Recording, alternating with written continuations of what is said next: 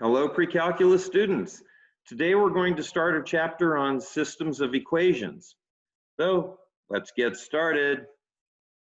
A system of equations is just two or more equations. Usually we work with linear equations where all the variables are to the first degree. But you can have nonlinear systems too. And the solution might be, where a line crosses a parabola, it could cross it in 2 points, for instance, or 1 point, or no points. So a solution to a system, however our system looks, is the values of those variables that satisfy all the equations in the system. So if I have 3 equations with 3 unknowns, like 5x plus 2y plus z equals 10, and then 2 other equations in x, y, and z, a solution would be the set of points that satisfies all of those variables, be the values of those variables that satisfy all of those equations. Now, in the past, you've learned many methods for solving systems of equations. You could use substitution, solve one variable for y and substitute that into another, into the first equation. That's a common way of solving a system. You could graph. You graph this line, you graph that line, and where they intersect, well, that's the solution. And because that value of x and y for that point satisfies both of the equations. But graphing is sometimes inefficient because, especially if your solution is not a nice, pretty integer, graphing can be, an approximation at best. There's elimination. And we're going to do a lot of that. And then there's also matrices. Now, since I'm making this video in fall of 2020, under the shadow of the Rona, sadly, we've had to skip the matrix chapter. Depends on if we're going to do final exams or not, whether we're going to do any matrix operations at all. And to be honest, it's one of my favorite things to teach. It's very, very cool. Ranks right up there with logarithms. But here are some ways we can solve systems of equations. Please take a look in your book at the graphs on page 470. I'll show those briefly in this video, but in class you'll want to make a note of this so we can discuss the graphs in this picture.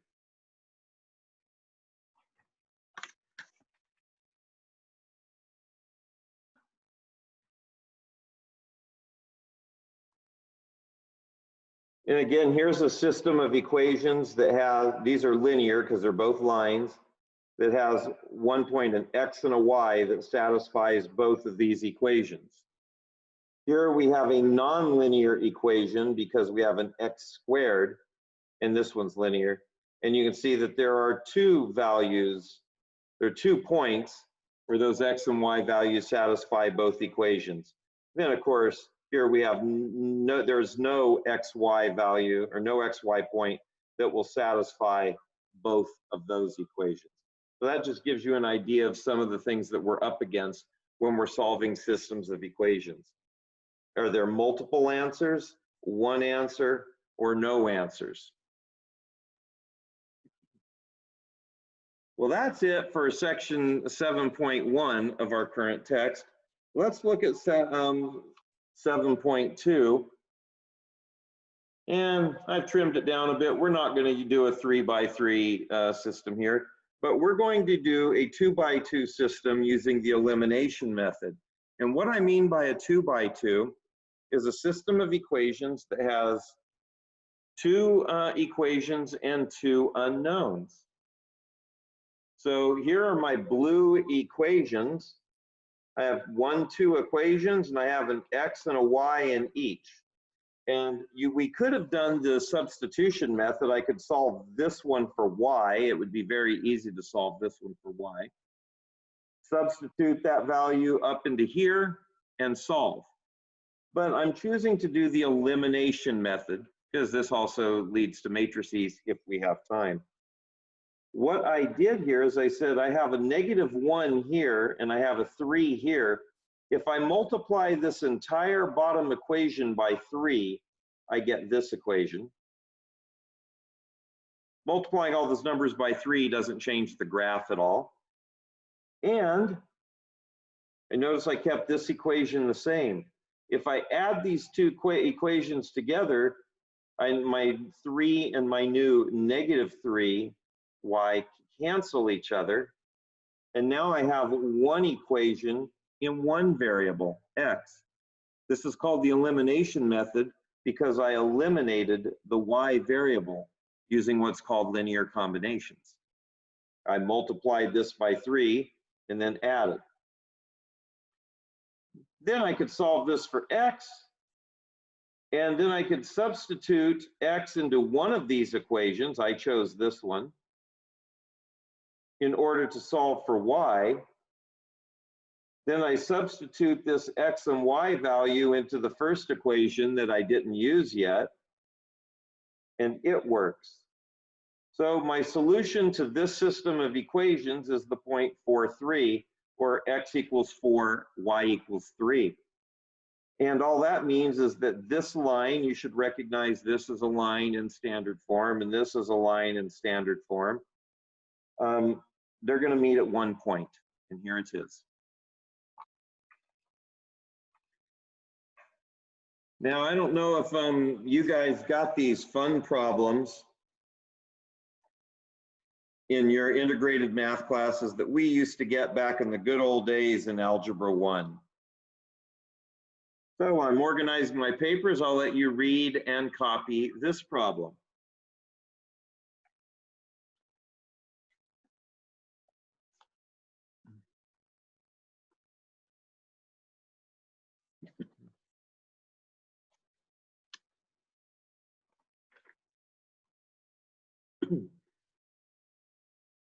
So we have a solution that's 30% acid, and we're going to mix it with a solution that's 55% acid.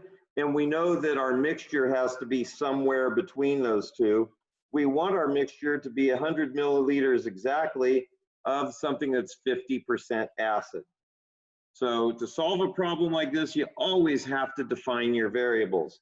Here's how I've chosen to define mine. Remember, x cannot equal the 30% acid solution, because how can x equal acid solution? But it can, x always has to equal a number, a value of something. You know, a length, a width, a height, a number, a count. And same with y. So the first thing I know is that I need 100 milliliters. So I know that x plus y is going to equal 100. And then I also know that 30% of this number will be pure acid. 55% of this number will be pure acid. And together, I should get 50% of this number, or 50 milliliters of acid. What that does is that gives me these two equations. So in the first equation, I'm dealing with the milliliters of total solution. And in the second one, I'm dealing with milliliters of acid. Now I've got a 1 here. Let's see what I'm getting rid of the y's. So I'm going to multiply, I've got a 1 here, so that makes it easy. I'm going to multiply this equation by -55. I'm going to multiply this equation by 100. That gives me a -55y here. Multiplying by 100 makes this a +55y. And in this case, it worked out just handy dandy. Add them up, and I've eliminated the y's. I could also have multiplied this first equation by -3, and this next equation by 10. And I could have eliminated the x's, because I'd have a -3x and a 3x. When I added them, those would go away, and then I would just have y's remaining. So it doesn't matter which one you do, only that you do it correctly. So I've eliminated my y's, solved for x. Now x plus y is 20. X plus y is 100. if x is 20, y must be 80. Then I substitute the 20 and the 80 into this equation to make sure it works, and sure enough, it does. So the answer to the original equation is I needed this much 30% solution and this much 55% solution in order to mix and get 100 milliliters of a 50% solution. Just kind of a mental check, 50% is a lot closer to 55 than it is to 30. So if we applied equal amounts of each, we'd have gotten an average of, if I'd have put 50 milliliters of this and 50 milliliters of this, I'd have gotten a solution that's only 37.5%, because that would have been, no, that's 25, so it'd be 42.5%, halfway between. So clearly 50-50 isn't going to work. I'm going to need more of the 55 to get the 50. I'm going to need more of the 55 than the 30. And sure enough, got 4 times as much of the 55% solution.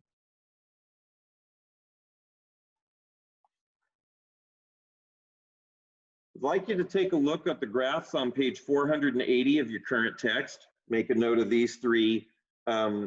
There's 4 vocabulary terms there: consistent and inconsistent, dependent and dependent. You must know those 4 vocabulary terms and these 3 groupings of them.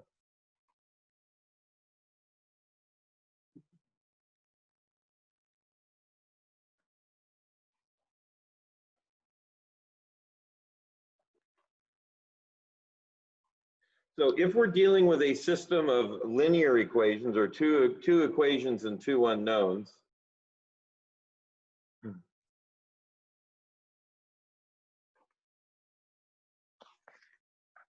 this consistent just means there is a solution. There is at least one solution. Inconsistent means there's no solution at all. So this system right here is inconsistent. These 2 are both consistent. This one, both lines graph the same line, or both equations graph the same line. So every point that's in the first equation is also on the second, because it's 2 lines making up one graph. So that would be considered consistent and dependent. Consistent means there's at least one solution. Dependent means there's infinitely many solutions, because every point on the first line is a solution to the system. Now this one is consistent and independent. Consistent means there's at least one solution. Dependent or independent means there's exactly one. So this is at least one, infinitely many. This is at least one, exactly one. So consistent and dependent, consistent and independent, inconsistent.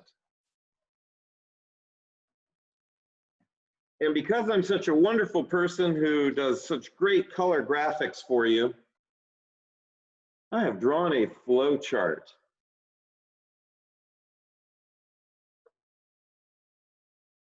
So how many solutions are there? If there are none, it's inconsistent. If there's at least one, then it's consistent. If there's exactly one, it's consistent and independent. And if there are infinitely many, it's consistent and dependent. And here are the counts.